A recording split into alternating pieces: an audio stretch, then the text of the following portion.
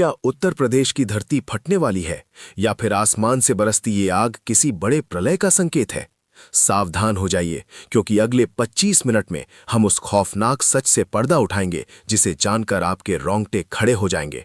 जी हां, उत्तर प्रदेश डिजिटल अखबार के इस महाबुलेटिन में आपका स्वागत है, जहां आज हम मौसम के उस रौद्र रूप की बात करेंगे जिसने मार्च की शुरुआत में ही पूरे प्रदेश को दहला दिया है। बांदा और हमीरपुर में पारा 34 डिग्री के पार जा चुका है और सस्पेंस इस बात का है कि क्या ये सिर्फ ट्रेलर है या पूरी फिल्म अभी बाकी है। खबरें डरावनी है, क्योंकि मौसम विभाग ने उत्तर प्रदेश के 32 जिलों के लिए ऑरेंज अलर्ट जारी कर दिया है और चेतावनी दी है कि अगले 48 घंटे आपकी जिंदगी के सबसे कठिन घंटे हो सकते हैं। सूरज के तेवर इतने तल्ख हैं कि दोपहर होते ही उत्तर प्रदेश की सड़कें किसी रेगिस्तान की तरह सूनी हो जाती हैं। लेकिन क्या आपने सोचा है कि अचानक आई इस गर्मी के पीछे का असली राज क्या है?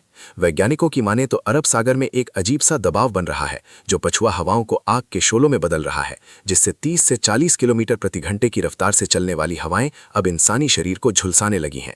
सस्पेंस की अगली कड़ी में हम बात करेंगे उस बिजली संकट की जो इस गर्मी की वजह से गहराने वाला है, क्योंकि जैसे ही पारा चढ़ा वैसे ही पावर ग्रिड पर लोड रिकॉर्ड स्तर पर पहुंच गया है। क्या आप तैयार हैं उस अंधेरे के लिए जो आने वाले दिनों में घंटों तक आपके घरों में रहने वाला है? बिजली विभाग के सूत्रों का कहना है कि अगर मांग इसी तरह बढ़ती रही तो मजबूरन रोस्टिंग का समय बढ़ाना पड़ेगा, जिससे ग्रामीण इलाकों के साथ साथ शहरी इलाकों में भी हाहाकार मच सकता है। क्या ये प्रशासन की नाकामी है या फिर कुदरत का वो प्रहार जिससे कोई नहीं बच सकता? उत्तर प्रदेश के किसान भाइयों के लिए तो ये समय किसी काल से कम नहीं है, क्योंकि गेहूं की सुनहरी बालियां पकने से पहले ही सूखने लगी हैं, जिससे करोड़ों का नुकसान होने की आशंका है। खेतों में दरारें पड़ रही हैं और सिंचाई के साधन भी अब जवाब देने लगे हैं। सस्पेंस इस बात का है कि अगर बारिश नहीं हुई तो क्या इस बार रोटी की कीमतें आसमान छूने वाली हैं और क्या आम आदमी की थाली से निवाला छिन जाएगा? न्यूज की इस रफ्तार में हम आपको ले चलेंगे सीधे उन जिलों में जहां सूरज ने अपना सबसे घातक रूप अख्तियार कर रखा है।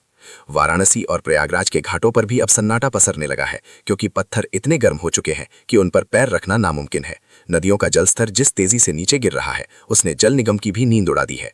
क्या आने वाले हफ्तों में उत्तर प्रदेश के बड़े शहरों में पीने के पानी के लिए त्राही त्राही मचने वाली है? प्रशासन ने आनन फानन में वाटर टैंकरों का इंतजाम शुरू कर दिया है, लेकिन क्या ये ऊंट की मुंह में जीरा साबित होंगे? ये सस्पेंस अभी बरकरार है और जनता के मन में डर बढ़ता जा रहा है। स्वास्थ्य विभाग के गलियारों से एक और बड़ी और डरावनी खबर आ रही है, जहां हीट स्ट्रोक और डिहाइड्रेशन के मरीजों की संख्या में अचानक 500% का उछाल आया है। डॉक्टरों ने चेतावनी दी है कि इस बार की गर्मी सीधे आपके दिमाग और नर्वस सिस्टम पर हमला कर रही है।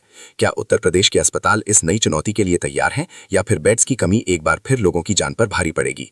हर जिले में इमरजेंसी वार्ड तो बना दिए गए हैं, लेकिन दवाइयों का स्टॉक कितनी जल्दी खत्म हो रहा है, ये सच जानकर आप हैरान रह जाएंगे। सस्पेंस का सिलसिला यहीं खत्म नहीं होता, क्योंकि आसमान में अब धूल का एक विशाल बवंडर उठता हुआ देखा गया है जो राजस्थान की सीमाओं को पार कर पश्चिमी उत्तर प्रदेश में दाखिल हो रहा है। नोएडा, गाजियाबाद और मेरठ के लोगों के लिए अगले 24 घंटे बेहद खतरनाक है, क्योंकि ये धूल भरी आंधी न सिर्फ दृश्यता कम करेगी बल्कि सांस की बीमारियों के मरीजों के लिए जानलेवा साबित हो सकती है। क्या ये धूल का गुबार सूरज को ढककर कुछ राहत देगा या फिर उमस को बढ़ाकर लोगों को तड़पाएगा? ये एक ऐसा सवाल है जिसका जवाब मौसम विभाग भी अभी तलाश रहा है। शिक्षा विभाग ने भी अपनी फाइलें खोल ली हैं और सस्पेंस इस बात का है कि क्या कल सुबह से ही स्कूलों की छुट्टियों का ऐलान होने वाला है। मासूम बच्चों को इस जलती हुई धूप में स्कूल भेजना अब अभिभावकों के लिए सबसे बड़ी चिंता बन चुका है। बाजार में भी सन्नाटा है, क्योंकि लोग धूप के डर से घरों से बाहर नहीं निकल रहे, जिससे व्यापारिक गतिविधियों पर भी बुरा असर पड़ा है। ठंडे पेय पदार्थों और एयर कंडीशनर की कीमतों में जो कालाबाजारी शुरू हुई है उसने आम आदमी की कमर तोड़ दी है। क्या सरकार इन मुनाफाखोरों पर नकेल कसेगी या फिर जनता इसी तरह लुटती रहेगी?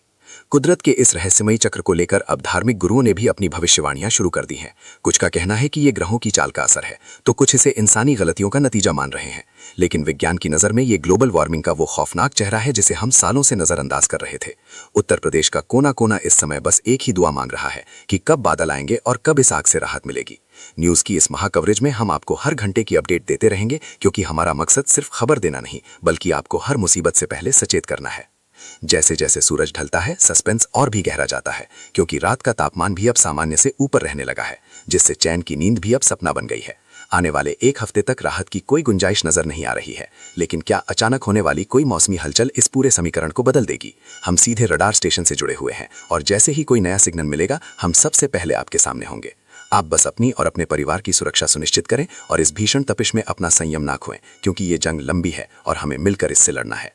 न्यूज़ की इस 25 मिनट की यात्रा में आपने देखा कि कैसे मौसम ने उत्तर प्रदेश की तकदीर को एक अनिश्चित मोड़ पर लाकर खड़ा कर दिया है।